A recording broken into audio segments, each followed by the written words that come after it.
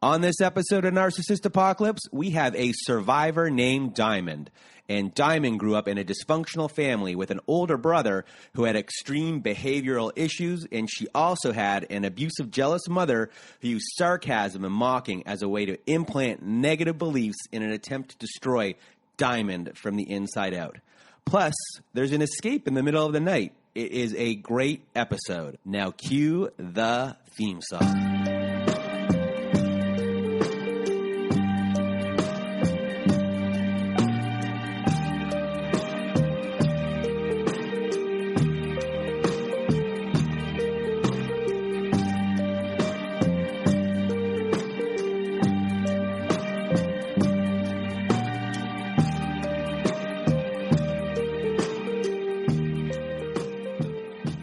Welcome to Narcissist Apocalypse, a podcast that gives a voice to survivors of narcissistic abuse. I'm Brandon Chadwick, but my friends call me Chad, and thanks for tuning into this episode. So what is a narcissist, you may ask? Well, for the purposes of this podcast, we refer to a narcissist as anyone who has displayed a pattern of behavior that shows a limited capacity to appreciate others' perspectives. It's that simple.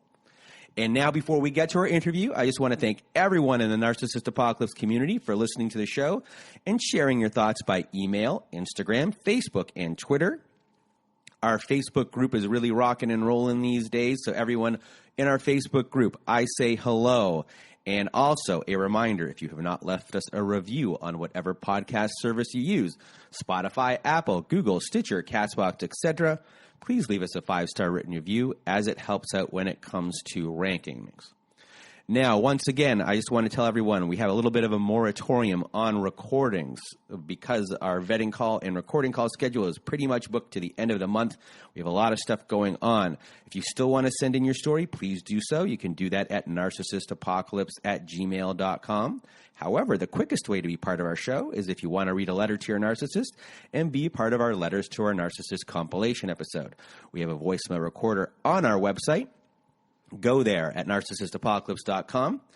On the right side of the page, you'll see this floating button that says Send Voicemail. Click on that button, and away you'll go. You'll have 5 minutes to record. If you need more than one time to record twice or 3 times, 4 times, as many times as you need.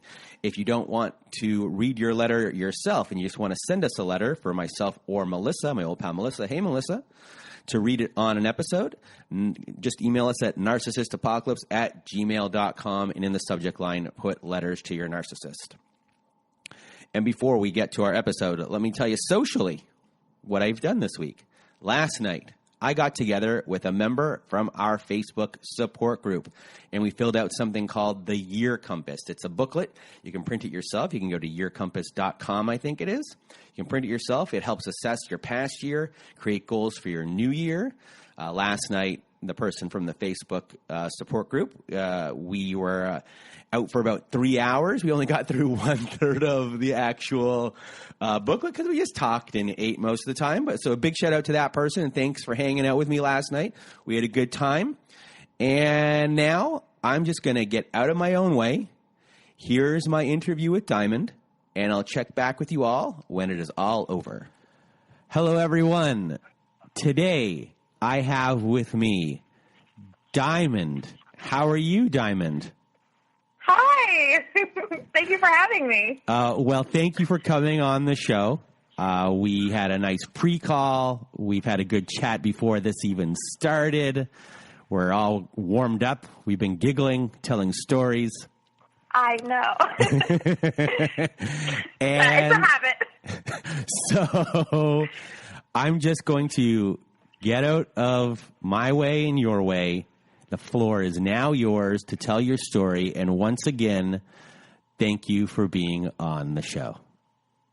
Oh, well, thank you for having me. Oh, my goodness, where to start?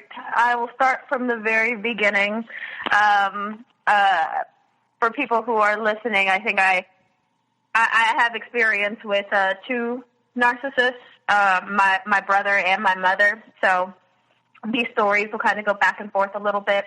But I want to give an idea of what my family was like. We were this beautiful looking family from the outside, a charming father, beautiful mother, 3 kids, a dog.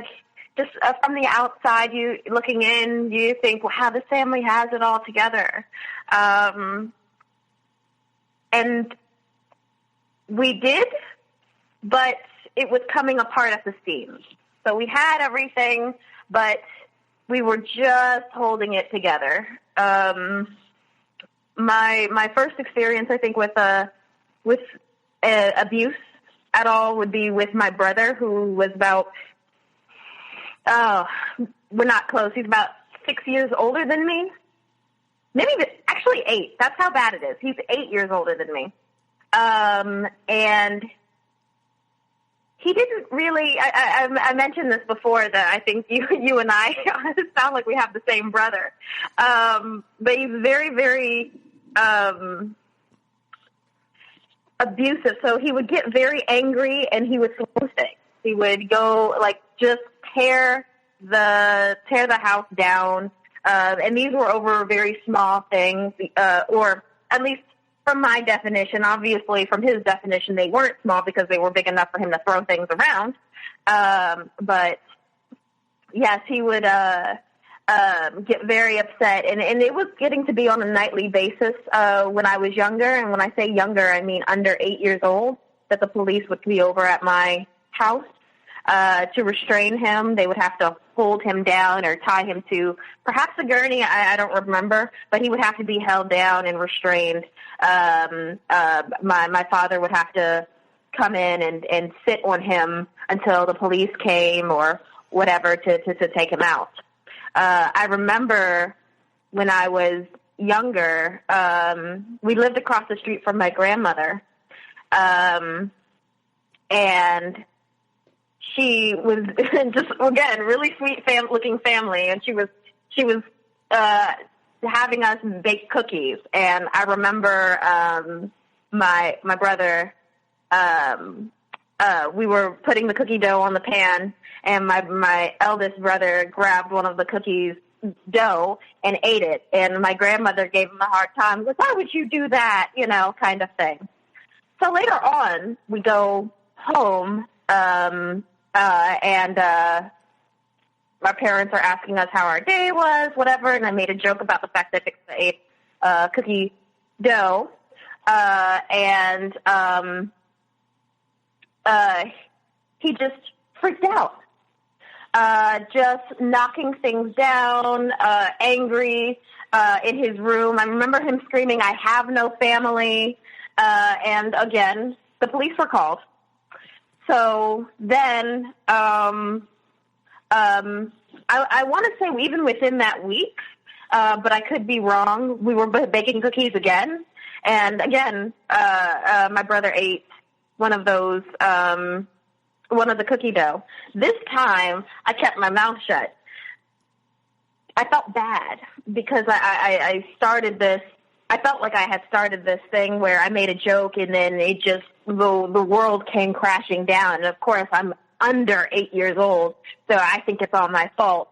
So this time I don't say anything. And my brother has another one of his attacks. He again was knocking things down.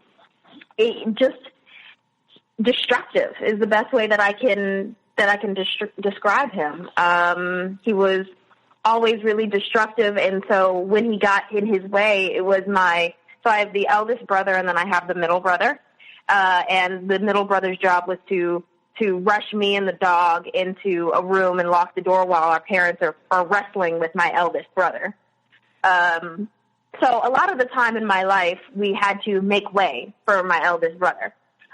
We had to be mindful that he might freak out about something and turn violent. We had to be prepared if we had to start running or that we needed to call the police or things like that. And so you're a hyper-vigilant child for all of these behaviors, and your brother has extreme emotional problems at the age of 12, 13, or 14 that are abnormal compared to other families, and your family is doing its best to hide it, but now it is becoming a bigger problem in the sense of police are showing up. Your neighbors probably now notice that your police are showing up to your home, and exactly, and the illusion of what your family is breaking apart.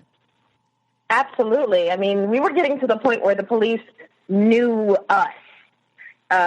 Somebody else in the neighborhood might have called 911, and they dropped by the house like, just checking on you, making sure everything's okay. How's Diamond doing? Kind of thing. So, yes, absolutely. Absolutely. And we always had to make way for my brother. I mean, we just had to set everything aside because we knew he was special. And I wanted to emphasize that because even with my narcissistic mother, you know, she was very much of like, well, you know, he's special, he's this, he's that, you know, and I remember two stories come to mind, so I'm like trying to figure out which one, but I remember he didn't like chores. He didn't like other people's parties. He didn't, or should I say other people's birthdays, things of that nature. So one thing that comes to mind is that he was, one time we had him do, or well, I should say my father had him do chores, and he got upset that he had to do chores, and I remember thinking, oh my God, he's going to blow up. He is going to blow up. I was like 8, 9, something like that. And I was preparing myself to get running, right? But my father was standing strong, was like, if he is going to be in this house, he is going to do chores. Anyway, and he did. My brother just blew up, and he broke a clock in the house. He kicked things, you know, we had to, it was a rough day. Fast forwarding to another time that my father was going to make him do chores, and my mother was very much like, well, the last time he did chores, he broke a clock, so we shouldn't have him do chores again. Can you see the problem with that? I mean, like, so he already is thinking he's special. So what's being established right now is, one, that the whole entire house is ruled by his mood and his behavior and his emotions. So you obviously at this point, it's all your emotions are determined based on of what you are allowed and not allowed to have. Yeah. And then I guess it sounds like your mom is not doing her job and is willing to bend rules of, he has his set of rules, everyone else has their set of rules, and your mom, in a way, is his number one friend, even though she's not being his friend by letting him do what she does. She's just perpetuating what's going on while your dad is actually trying to do something about it. And that just, that is perfect. That's exactly correct. But to my younger than, teenage mind, it's really just showing preference. It's really just showing who is the preferred child, really, because we can do, or really I can do something that's bad, and my brother can do something, and, well, he's special. And I think that was probably a part of the reason why I clung to my dad so much. So little back history with my parents. My father grew up with a very stable family. He had a mom, a school teacher mom, and a dad who I believe was an executive, which was not very much heard of in the 60s for black people. So he had a very stable life. While my mother, on the other hand, didn't. I won't say that she didn't have I shouldn't necessarily say she didn't have a stable life, but she didn't have the money that that Dad had, and among all other things, when she was born, her mother was 40, so her mother just didn't feel like dealing with her. At least that's what other family members have told me, is that her mother just didn't, at 40 years old and having even a 2-year-old running around, you're like, okay, I can't, this is just too much for me. And I think, I feel, even with the stories I'm about to tell you, I feel a deep empathy for my mother, but I think that she grew up feeling a bit like not worthy, not worth paying attention to, where my dad was, I'll say it, pretty coddled, pretty loved. I mean, and my mother didn't have that. So there was this weird kind of background between the two of them, where they were just total opposites. Total opposites. So my mom, before we continue, just Sure. one thing for the audience and for the rest of the story, because how we talked before, that now, I guess from now on, let's just call your mom Peggy. Yes. Oh, Yeah, I typically call her Peggy. Yes. It's much preferred, because when I mentioned her earlier, and I was like, my mom, I was like, that's not my mother.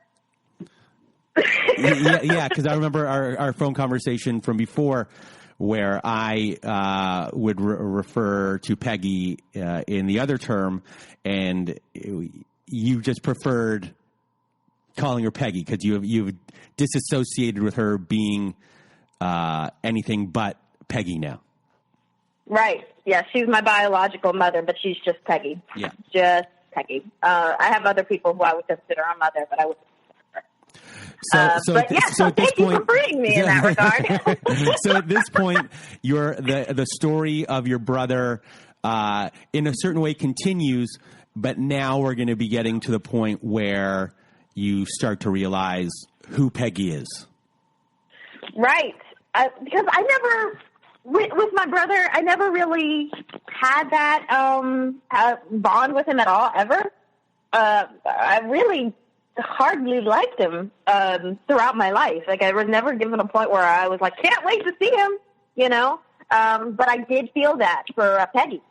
I liked Peggy a lot, actually, growing up. I thought that she was beautiful, cuddly. I liked Peggy. It's just that I don't know if Peggy ever really liked me. She said she did. There were a lot of times that she would tell me that she thought I was beautiful and things like that, but Peggy would do things that would just undermine me. I remember, well, we'll get to that, but I remember being in school, and this is me fast-forwarding a lot, so I'm sorry, but I remember being in college even, and Peggy wanted something, and we were pretty hard up at that point, and Dad said, we don't have the money for that. We can't do it. Like, I was overhearing this argument. We don't have the money for that. I'm paying for this, I'm paying for that, diamonds in school, whatever. And Peggy goes, why are we paying for Diamond to be in school? And even by that point, I had a 4.0 in college. So you could see she would just undermine me. She'd say very kind things to me, but I was collateral damage to her. If I got hurt, sorry.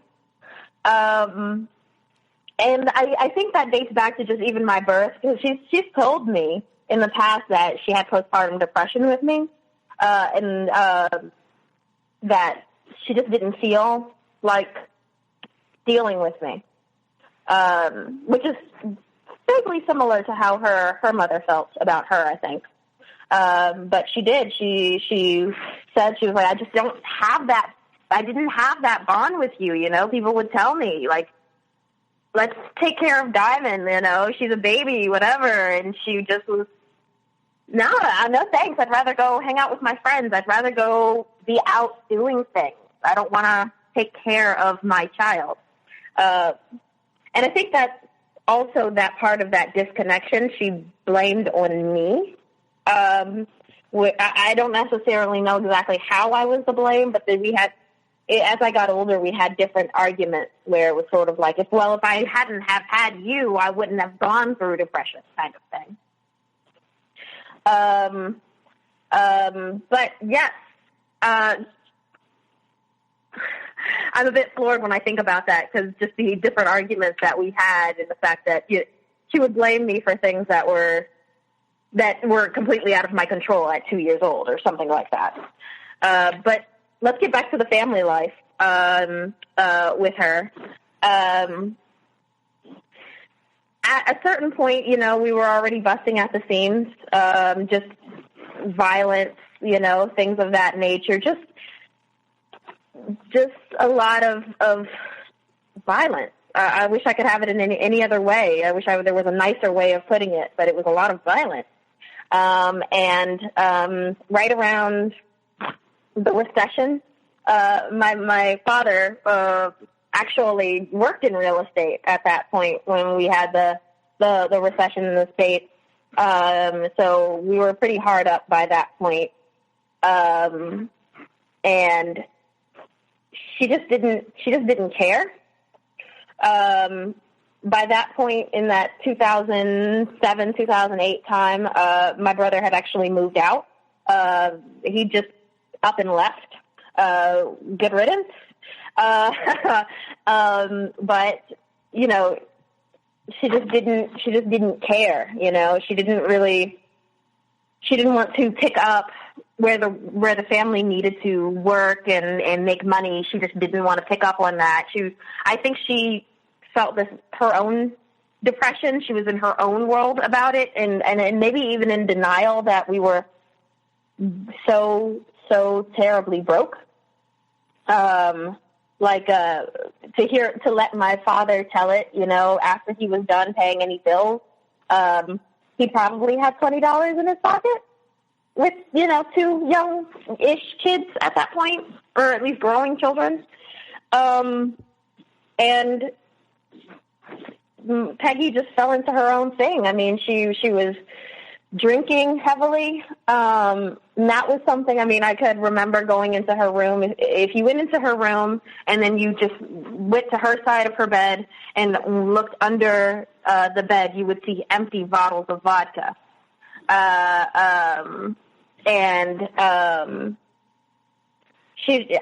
There was just this disconnect. She liked shopping a lot. She wasn't working.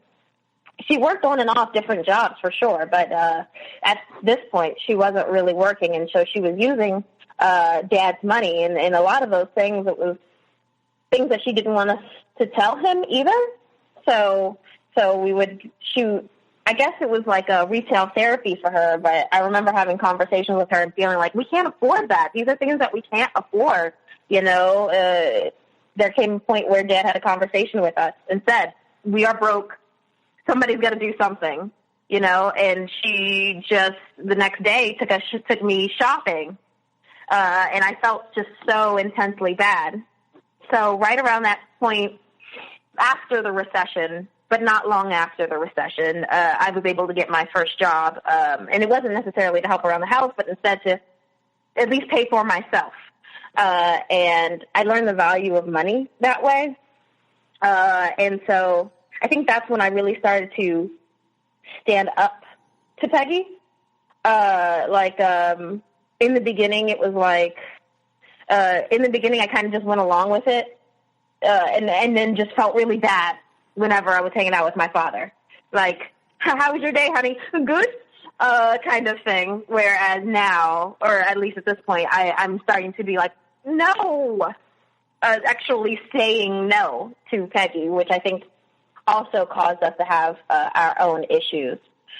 So I'm starting to make my own money. I'm starting to stand up to her, and she's starting to do things that I wasn't anticipating. And when I say that, I mean she's starting to play head games with me. at this point, she's having regular arguments with my father. And I wasn't involved in those things. I definitely found myself listening into them because I was so worried that they'd start fighting, like actually punching each other. But I never actually, I didn't experience the kind of arguing up until I got my own job. Well, it sounds like that Peggy, in this time, especially when I hear you say that you knew not to spend, Peggy still liked to spend. You even said things to her about that you are now Peggy's parent. For sure. And I mean, I'm sorry. I was going to say that. I mean, it was hard for me to recognize that only until later on because she was the person who fed me. I mean, when I got home from school or something like that, she had dinner on the table. But in terms of emotional-wise, yeah, she was talking to me about her arguments with Dad or, things like that. So absolutely, I was her parent. And that's where things got confusing. Absolutely. Yeah. Because now I want to I don't want fighting. I mean, I've never liked violence. TV violence, absolutely. Who doesn't?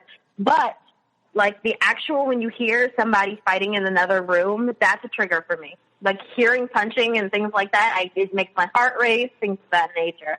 And now I'm at this point in the story, I should say, I'm feeling like I want to separate my parents when they're fighting like this, what have you. I just don't want punching or yelling or all of those things. I mean, I'm just thinking back to it now. It's really interesting. I imagine your previous guests have felt this too, where they're starting to relive it as they're talking about it. I might start crying. But yes, at that point, there's so much fighting between my parents.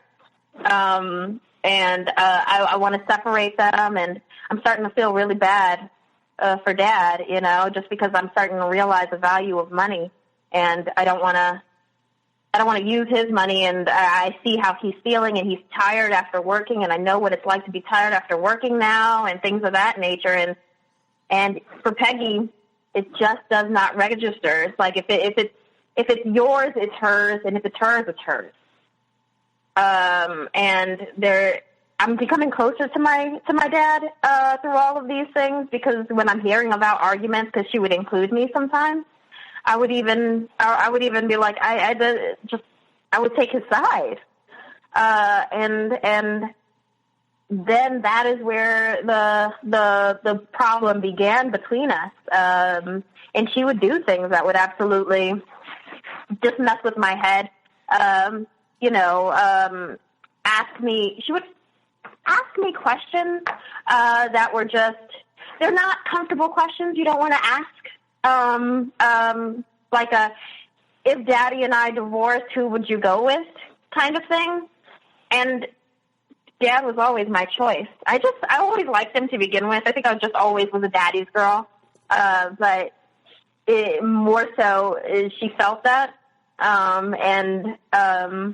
After my first job, once I turned old enough to go to college, I got a job working with my dad, as an intern for the company that he worked for.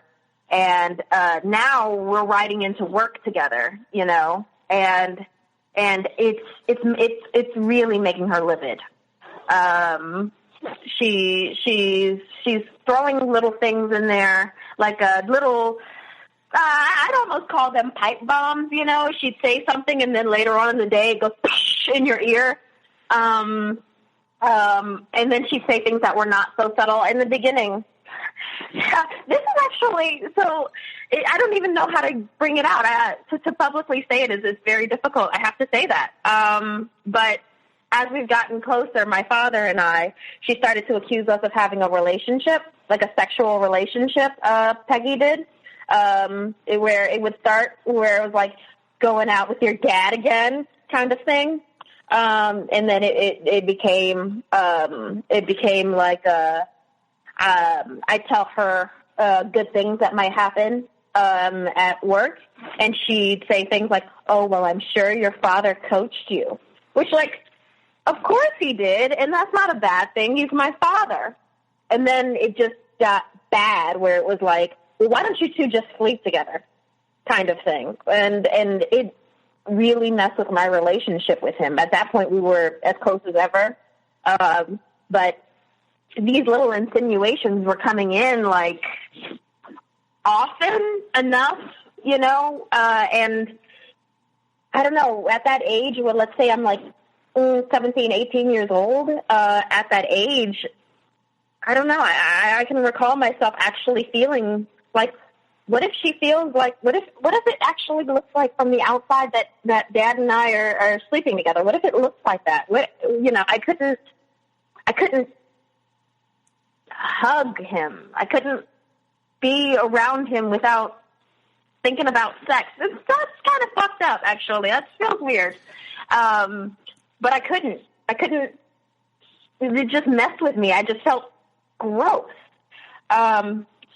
Later on in my conversations, like, actually, I'll even say that Dad has said that her saying that had made him uncomfortable too. I spent some time avoiding Dad when she started to really push that narrative.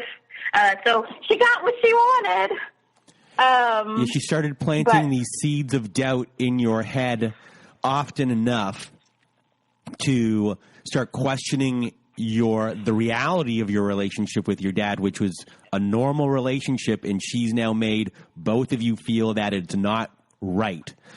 And made you say that this is not right. So now you're not trusting what the outside world might think of what's going on, and not trusting your own thoughts and the reality of your life. She's now made you, with this type of planting, question everything about you, probably not just this situation, but what else am I thinking about myself that is real or not real?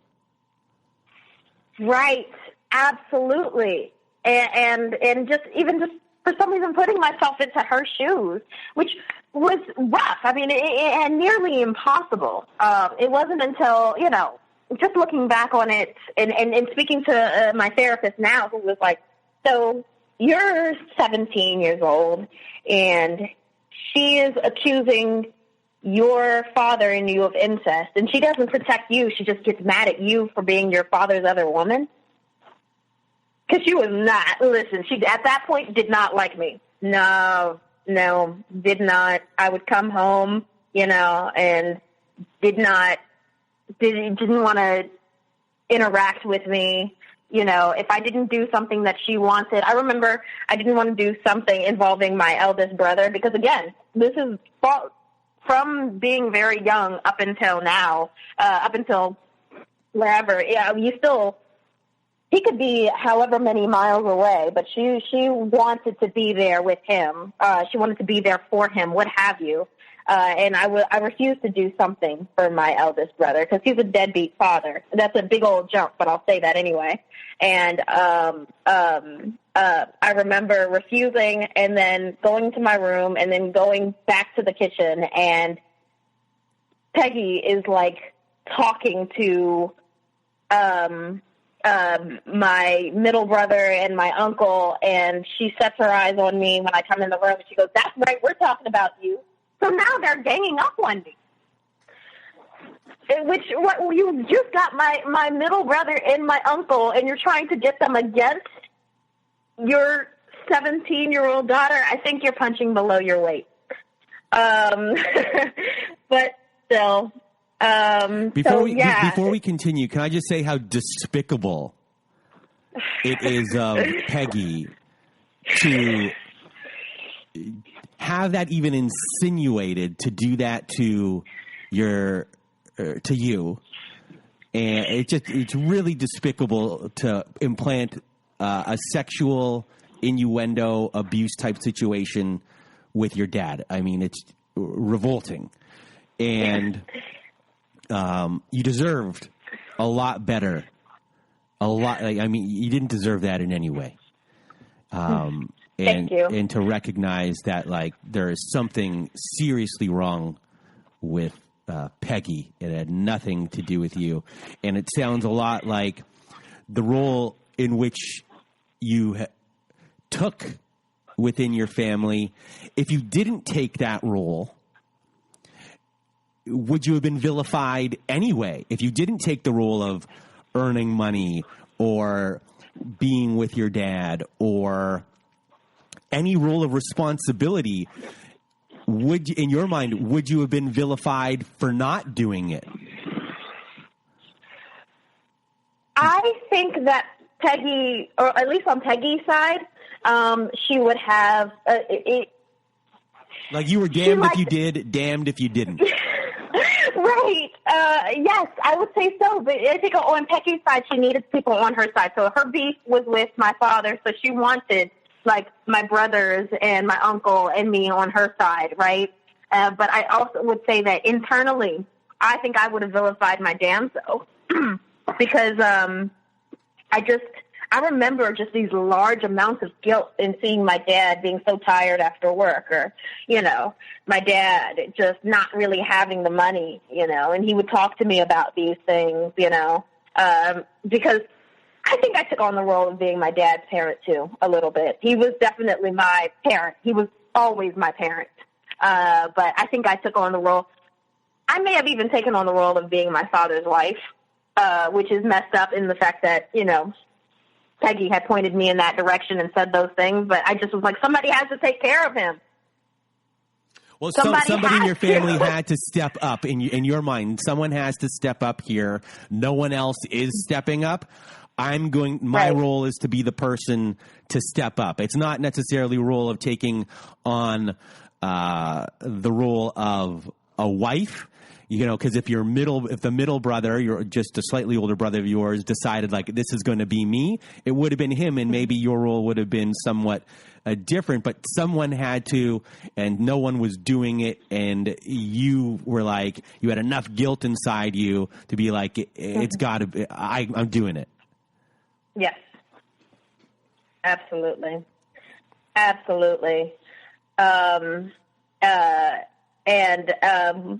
I have to say, you know, kudos to my dad because, you know, for that moment when she started to accuse me, you know, accuse him too. But what I tell him and what I tell people in general is he was a grown man when he was going through these things, you know. He was going through his own abuse. I will absolutely give him that. But he was a grown man. I was not. My brain just wasn't developed in that way. So when I started to avoid him, kudos to my dad, he refused to let it happen. I remember being in bed and he like kicked my bed and he's like, we're going for a drive. And I was like, I don't feel like it, just because that was what I would use to avoid him. He's like, nope, we're going, you know.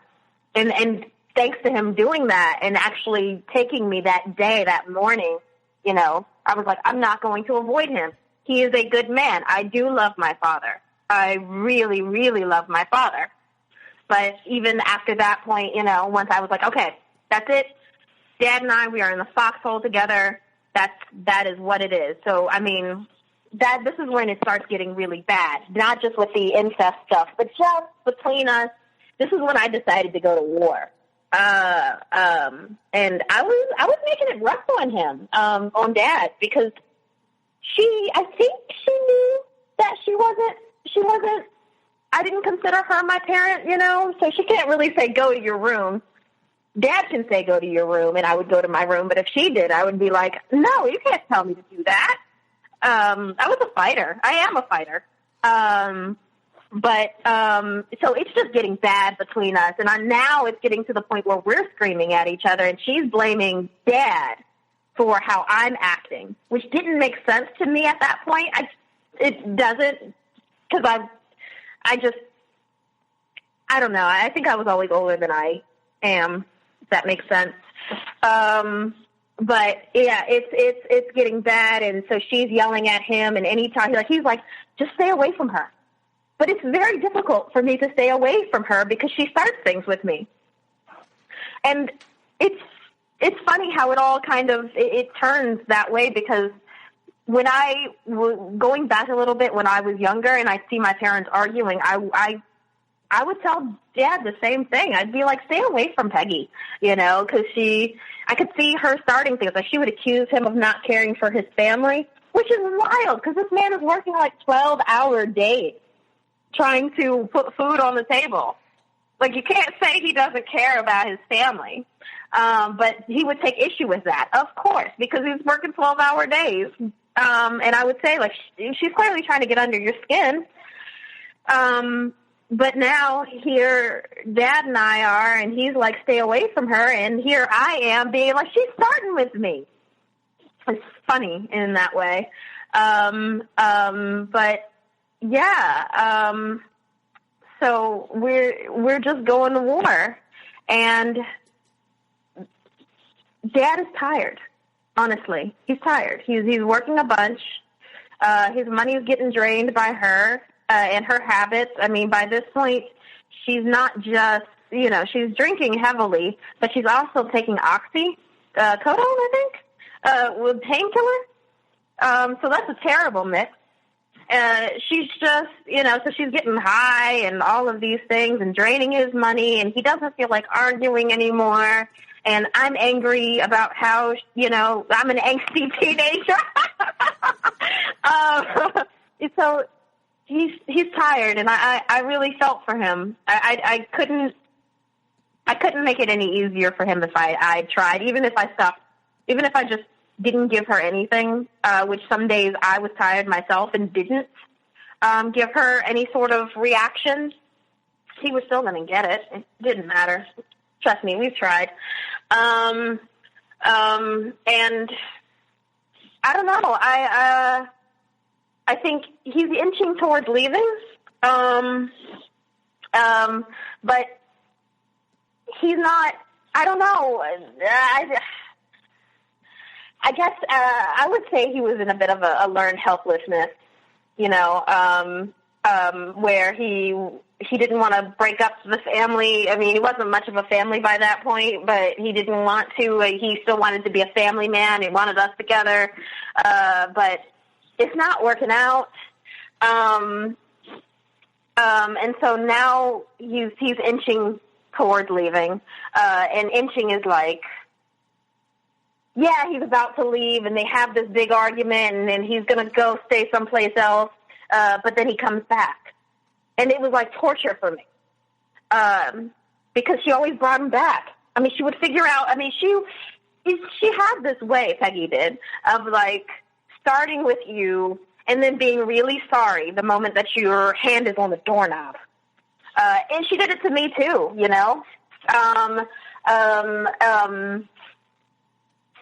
But what made, I don't know, I'm not going to say what made him leave, because I can't really say that, but he has said that a big reason that he left her was he was like, you're not just beating up on me, but you're actually beating up on my child, because there would be moments where he would come home from work and we'd be arguing back and forth, and she would like dart over to me like she was going to hit me, which has happened several times, and each time he would yell like, no, or he'd hop in front of me or something, but he always made sure she didn't hit me. She never hit me, but mainly, I would say, because he didn't allow her to hit me. She hit him. She absolutely hit him. She did not hit me. And I'd like to say I would have hit her back. I don't know for sure, because I felt I was very sad. I would feel very sad about hitting the person who gave birth to me. Mm-hmm. And I think she knew that and used that against me. But little by little, he decides to leave, and it's this night. I remember the night, and I can see it in my head as I'm speaking right now. He's packing. He packs things, and he takes it to my grandmother's house. Like one day after work, he put things in a box, and then we go for a ride. I'm saying that with quotations. We take a box to Grandma's house. And then we do that, and we do that. We keep doing that. And then little by little, suddenly we're moving out. And then late one night, when everything's very, very quiet, we take the rest of our things, we put it in a van, and we left Peggy. And then we lived with Grandma, who was an absolutely amazing woman. I think a lot of my personality comes from her. And she was very protective of us. Though she tried to get me and Peggy to bond again, because she had these family values, born in 1929. So you can imagine being her generation, how they felt about things. But yeah, we were there, and I loved it, honestly, because that was the first time that I really felt like I was in a family. I mean, we were, she had these old views, but some of them were kind of dope. I mean, like 5 o'clock dinners, you know, we would like sit and she'd smoke and tell me about my family's history, you know, like Black history back in the 50s. She had some interesting shit to say, which I thought was really cool. So that was when I felt really, really happy. I was 19 by that point. And Dad was happier, you know. Sure, he was still working a bunch, and sure, he was gearing up to have to pay alimony to Peggy and all those things, and he's still dealing with her BS. But at least nobody's waking him up in the middle of the night to argue with him, and you know, nobody's trying to argue with him. You know, he was in the house with his daughter and his mother, these two most caring women in his life. I think he was living pretty well, at least, you know, by that point. It was really, really nice, actually. And about a month of being there, you know, he gave me a ride to college. Actually, went to community college, so it wasn't really far away. And he gave me a ride on his way to work. And by that point, Grandma was actually still in bed. Well, I went to school, and then Dad was actually supposed to pick me up from school. And while I was in class, I got these calls from him. So finally, I was able to get his call, and he was like, "I'm sorry, I'm a little far away. I am going to come get you, but it's going to take me 30 minutes." You know, and I'm like, "Is everything okay?" You know, and he's like, "I'll be there soon." So he actually comes and gets me 30 minutes like he said he would, which is very, like, that's when I knew something was wrong, because my father is always late. So when he was on time, I was like, well, what is going on here? He parked over to the side. He called my brother while I was in the car, and he told us that Grandma's house caught on fire, and that she was in the house, and they didn't know because there wasn't a car, so she was trapped in there, and that she was in the hospital. And, you know, all of these feelings are rushing at me at that point, you know. I didn't know where we were going to live. I don't know what was going to happen to Grandma. Everything just... It all went wrong when I thought everything was about to go right. I thought I'd escaped this abusive woman, and I'm living with my grandmother, and everything's going to be okay now. And the universe just wasn't done with me yet. I don't know. My poor grandmother. So that was terrible, terrible time. I was 19, and the house was, I mean, there was no way. It's not like you can go home after that. I mean, it was beat to hell. And I remember being, you know, waiting in the hospital, and they took us up to see her finally after hours. And we're trying to find her room, and somebody's going around with a gurney, and I remember the first thought being, wow, somebody's grandma got fucked up. I mean, because the person going past me did not look like my grandmother. My grandmother was this prim and proper, wore a wig kind of thing, and she didn't look like that at all. I was like, wow, somebody's grandma is hurt. And I was like, oh shit, that's my grandma.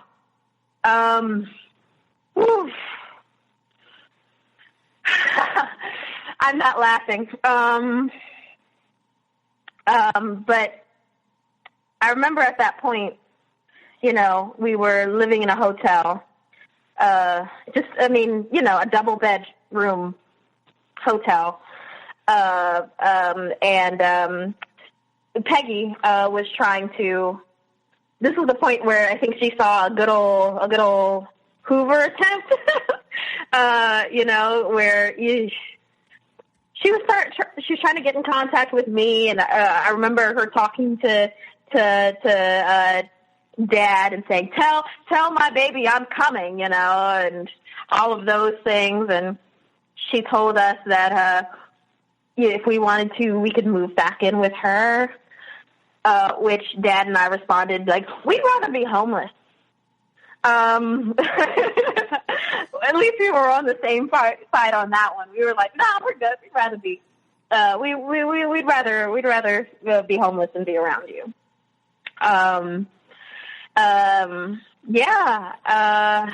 So at this point, you have no inkling to go back to her. Your grandmother is still in the hospital, and you guys are living in a hotel. At that point, with your mom, I guess going forward, do you have contact with her again after this, or does your life completely separate from her at this point? For a while, we absolutely did have contact, though it was very limited. I didn't like her. I just couldn't. It was just way too much that she'd done in the time between me being 13 to 18 years old, that I just didn't want anything to do with her. But she was trying really, really hard. There would be out of the blue, sometimes she would send me a text about wanting to hang out with me or something. And I remember one time she tried to my uncle. She had him text me and tell me that Peggy was having a drug overdose. Come quick, she's having a drug overdose. Which, to my answer, was like, call 911. Don't call me. Well, you need to be there for her. Call 911. Have you called 911 yet? And by that point is when I was like, that was a trap. You were trying to set me up. Yeah, she's using her relatives, her immediate relatives that aren't your dad. Or, my immediate relatives. Yeah. Well, not like in your actual once in your household, like her actual family from her birth to try and get you as like a flying monkey to come back. Exactly. Yeah. I'll say I knew my uncle very well. I knew him very well, so it was somebody that I would have trusted. Mm-hmm. So at that point, yeah. How are you able to? I don't know. Was there a final straw when you officially were like, I'm not dealing with Peggy anymore? And after that, I guess we can discuss. All these things happen to you, and from birth, from your brother, from everything you learned there, then it moved on to your mother. To Peggy. I apologize for that. From that point, and now, who are you as a human being, and what are all the traits that you incurred that are negative ones that you need to work on, and what is your kind of healing process after that? In dealing with Peggy. Just as I got older, more and more, I wanted nothing to do with her. I mean, just outside stories of her, not things that I had even interacted with, but it was just, there are so many conversations that I had with her family members or just people, where I was like, she ain't changed at all. So just as I got older, is just the more and more of less contact that was there. And then dating to this very moment, there is no contact whatsoever. The person that I became. Well, I'm not a very patient person. Just some of the bad things that come off of it, I should say. I'm not a very patient person. And when I say that, I mean,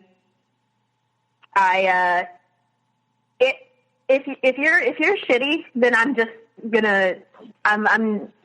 not gonna interact with that. I mean, I'm not gonna argue with you. Will hardly even tell you you're shitty. I'll just be gone. Which, you know, if you're actually not shitty and you had a bad day, then you just missed out on diamonds. I know. You're not a second chance person. Not a second chance person. Not at all. You know, a lot. You know, that's I've been reading a lot lately about second chances. Where one specific person that I've been reading a book from says, like, the whole thing about second chances is maybe we should not give people second chances, because that whole theory that's put into our head from when we are younger gives the opportunity for people to abuse you by giving them that second chance, and they don't deserve it. So kudos to you. You recognize that, and, you know, there's an extreme of it, but you don't want to deal with that anymore. No, I mean, my eldest brother got second chance, third chance, fourth chance, 10th chance, 100th chance. I mean, it was an endless cycle that made me start to feel like I had no say in anything, because he's clearly a shitty person. And they just kept giving him chance after chance, and then he just kept proving that he was shitty. I'm not a second chance person. I was like, you taught me how you are, then you taught me how to treat you. I've recently learned this through therapy, is that I'm extremely competitive, and that's something that I had to work on, and I think that had to do with Peggy really pitting me against my middle brother and pitting me against my eldest brother. Pitting me against anyone, to be quite honest. I stopped doing competitive things as well, because when I recognized many years ago that when I was competitive, I became a terrible person. Right. And I did not like that about myself. So let's say I was on a team, in a team sport. If someone made an error in a baseball game or things like that, I would think negatively, and I would take it way too seriously, what we were doing. And I'm like, why am I thinking this way about my teammate? I don't want to think that way. I stopped playing team sports. I didn't want to put myself into those situations. Even things like Scrabble, where I would play I think it must have been 11 years ago, where I was too competitive at Scrabble one time, and someone introduced me to a game of Scrabble where you would put a word down, but the next person would put a word down and you would tell a story with that word. And someone would put another word down, and then they would continue the story that you told. So Scrabble didn't become about points. It just came about, like, let's tell a story together. So it became not a competitive game. So I was trying to reinvent ways to play games where there was no competition going on, and that I just wouldn't care anymore what the outcome was. And then it wasn't about the outcome. It was just more about, I just want to play. And I don't care if I win or I lose, because I knew if it was like a win or a lose situation, the worst of me would come out of what was ingrained in me. Have you said that on air? I feel like I've heard that before. I don't know if I've said that on air before, or maybe we might have discussed that in our first conversation. Yeah, okay, yes, exactly, because I was like, I remember thinking that was a novel idea. But yes, exactly, and more so, outside of games, unfortunately, just seeing other people doing well in life. Oh man, it just other people doing well in life. I would just feel competitive, or need to feel like I had something over. You would compare yourself. Person, yeah, really bad. I mean, I think, absolutely. I think. Narcissism and people with empathy have some things in common, because I know I for a while I wondered if I was actually a narcissist. It was therapy that helped me realize I wasn't a narcissist. But the comparison was hindering you. Oh, yeah. And my friendships. So my best friend herself had to tell me, like, you're being a dick. Okay. And did you work on it? Absolutely. I would never want to lose my best friend. When she talked to me, I was like, yeah, I am being a dick. Which I think you felt that too. So are you more conscious now of being, of what you're saying and working on the thought process of why am I thinking this? Yes, absolutely. Absolutely. And I've felt less of those feelings, towards especially people I love now that I'm able to be like, oh, that's something. Like, oh, I'm feeling that. Like, why, that feeling of like, why am I not doing as well as this person, But I heard that, like getting older, I beat myself up a bunch. I think I have two more traits that I'd like to bring up, but the first one is I beat myself up a bunch. That's something that I've had to work on. I feel like I should be perfect. I don't have trust in everybody else, but I do trust myself heavily. And so when I make a mistake, I'm like, what? I have a very high self-esteem. So when I mess up, I'm like, that was weird.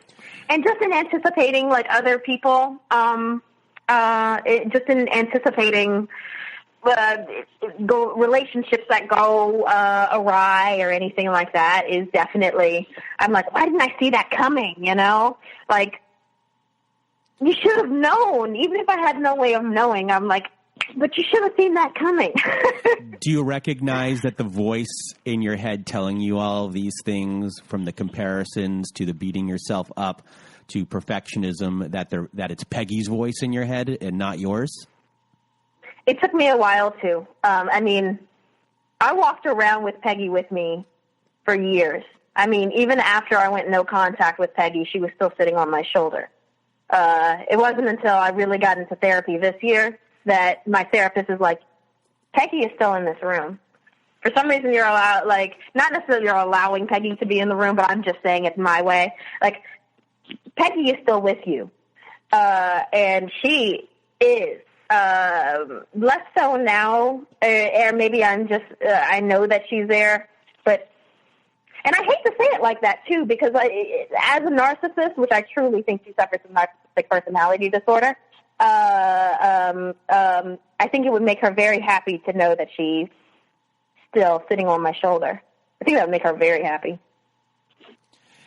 So what are the next steps for you on quieting the Peggy out of your head? And is there a plan that you and your therapist have, or is it just, does your therapist say it's just going to be take time? Because how long ago was it that Peggy was officially out of your life? That's a good question. I'm going to say, once I turned 19, I stopped seeing her regularly, and then probably once I was even 21, I stopped seeing her. It might have been a text message every 6 months, and then by the time I'm 25 now, so by the time I turned 24, there was no contact whatsoever. Oh, so it's relatively fresh. Maybe even 23.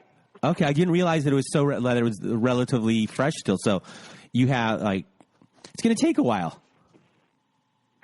Yes. Yeah. I didn't feel it was relatively fresh. Again, back to the perfectionism. Why am I not over this by now? No, this has been a year. It's only a year. No. Oh, no. Oh, yeah. No. We stopped interacting, like having full conversations when I was 19. But, like, we would exchange every once in a while. Like, every blue moon. Like, it'd be like, oh, wow, I'm hearing from Peggy. Up until I was, like, maybe 23. Mm-hmm. still, but yeah, still 23. relatively. It's still, even if it's 19 years old, you still have 19 years of abuse that you need to deal with it. And since technically there was 19 years of abuse, let's not even include this. And then you just started working really with a therapist in the last year. You've been working on it for 1 year. Let's just look at it in that sense. And, yeah. You know what I mean? Yeah. So you got 1 year under your belt. This is going to take a while. You got 19 years of abuse to deal with, and it's going to take a long time to go through it all. You know, sometimes you'll be stuck in certain spots, then you'll have like steps forward and steps backwards, but you're getting there. The good thing is that you already know exactly how everything worked.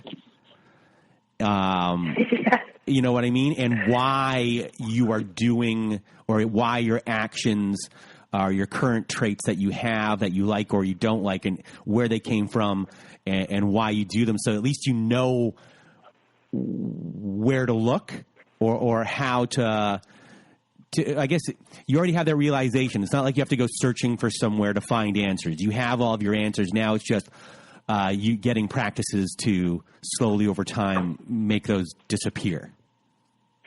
It doesn't always feel like that, but you have a great point. I'll say it doesn't always feel like that because there's so much that I still wonder about Peggy. I wish that she would have been more honest. I mean, I think that we all feel that way about, abuse, narcissistic abuse, but there's so much that I wish I would have known because I would have been, I don't know if I could say I would have been nicer, but like there were things about her life that she was just so embarrassed about, things that they didn't really matter, but she was so embarrassed. Like she was married before my father, or that, she's lost a few of her children before me. Things like that. Things that, had she told me this from birth, I would not have judged her. Even if she would have told me this at this very moment, I wouldn't have judged her. If my father out of the blue would have told me that, I wouldn't have judged him. But she felt this immense amount of shame. And I feel a deep empathy for Peggy, actually. For that reason. I feel like she was accusing me of having sex with my dad, and I'm like, did you have sex with your dad? Are you accusing me of something that you actually know of? Like there's this deep feeling where I'm like, I'm so sorry about what happened to you because I know something. I mean, I don't know for sure that something happened to her, but it feels like something bad happened to her. And that she just was never able to deal with it. And then at a certain point, she just checked out. Exactly. Because it was too painful to actually deal with? Right. I think that these, I feel for both ends of people, unfortunately. I don't think a lot of people are going to like this one part, but of people who experience narcissistic abuse, but I also feel very heavily for people who are narcissists. Because they're in this world, it's a shame-based disorder, and I remember being younger and seeing she would go off into her own world, like in that, like be alone in her world, imagining things, I could just see that she wasn't here anymore, she was making these things up in her head. Like, I couldn't imagine having this TV playing in your head. And, for all I knew, there was this TV playing in her head, and now she's accusing me of whatever the TV in her head is saying. Like, I am so upset with her for the way that she treated me, but at the same way, I'm like, I'm so sorry for how somebody must have treated you. I'm sorry that you feel this way or that your brain is just not working with you. Like, I'm sorry. You're a good person. You have empathy for Peggy, and Peggy's life is always going to be turmoil and drama and pain. And there, it is. And I'm so sorry. But at a certain point, your empathy goes one way, but at a certain point, you have to take care of yourself. And over her feelings and her emotions and let that go, because there's nothing you can do. Only Peggy can fix that. And it's what everyone kind of has to remember is Peggy's had probably many opportunities in her life to change. And it doesn't excuse Peggy from being the way she is towards you. There's been many opportunity for Peggy and other people in those situations to recognize that these things have happened, the way that they're treating others, and they haven't changed. And they live in this constant anger towards others, and they're quick on the switch of showing that anger of when they're upset or sad, and there's nothing you can do to change that. And there's nothing anyone can besides them. And that it's not your problem anymore. It never was your problem, but now it really isn't, because your focus should be on let's get you to being the best you possible going forward. Because my concern is you. My concern is you. Oh, my concern is you too. So before we finish off here, do you have anything, your wise words of what you've been through and what you want people to learn from your story? That is a great question. Or if that was that, I mean, my best advice from where I stand, first of all, is if somebody is just displaying to you that they are just not going to act right, people teach you how to treat them, and you teach people how to treat you. If they are just displaying like absolutely like that they are, this is how they're going to be, believe them. This is not a you keep helping and this is, this person is just in distress. There's a difference between somebody who is in distress but trying to get out of it and somebody who is in distress and wants to inflict pain on you. So in that case, get out, if they're showing it, get out. But also, and also kind of weirdly in that same vein, keep pushing. Get out, but keep pushing, excuse me. And I say that because there have been, my dad kept pushing to keep putting food on the table, even though parts of his resources were being drained, which led us to, moving in with grandma. And then, even then after the fire, we kept pushing, even while being homeless. Even if you need to get away from that person and you have to sleep on a couch, or sleep on the floor while your kids are sleeping on a couch in a room someplace, I think you'll be much happier. Just keep going. That's what I would say.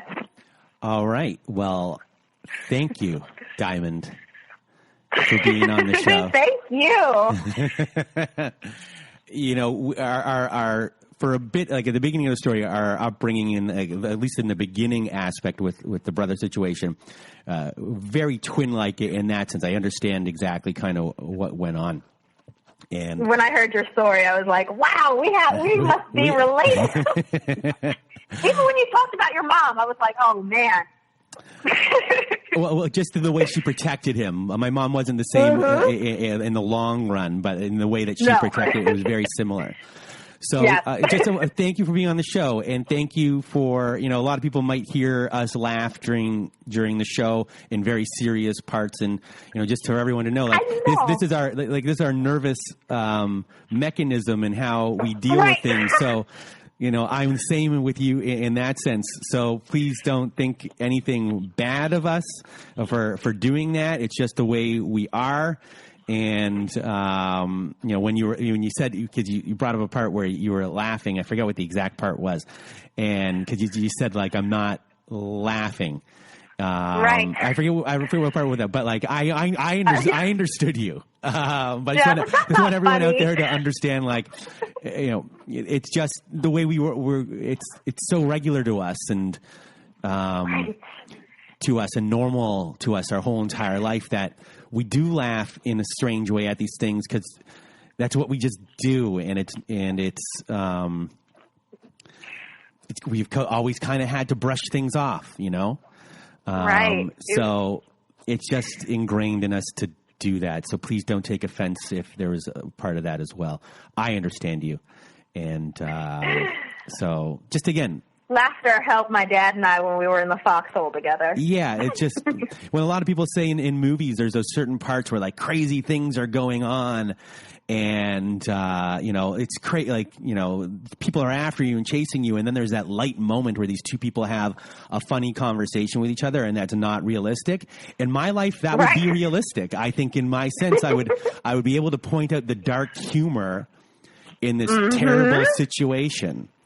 And that's how we, part of one of the reasons we got along so well, especially in our first conversation before we even got here. So absolutely. Anyway, for everyone else listening, from Diamond and myself, thank you and have a good night. And that was my conversation with Diamond. So a big shout out again to Diamond for being part of this episode. As you can tell, she's been through a lot and she's made it to the other side. She's strong and she's doing well. And thank you, Diamond, for being on this episode. Hopefully we will have you on once again in a follow-up episode. And before I leave, just a reminder about our Facebook group. You can go to our Facebook group at facebook.com/groups/narcissistapocalypse. It is rocking and rolling, so come there and hang out with us. And again, once more about our Letters to a Narcissist episode, go to narcissistapocalypse.com if you want to have your letter be read on our episode and you want to read it yourself. There's a voicemail recorder on that site. You click on Send Voicemail. It's on the right side of the page. You record up to 5 minutes. Do it once, twice, 3 times, as many times as you need. We're accumulating these letters for our Volume 2 of that episode. And now, that's it. Be well, and bye for now.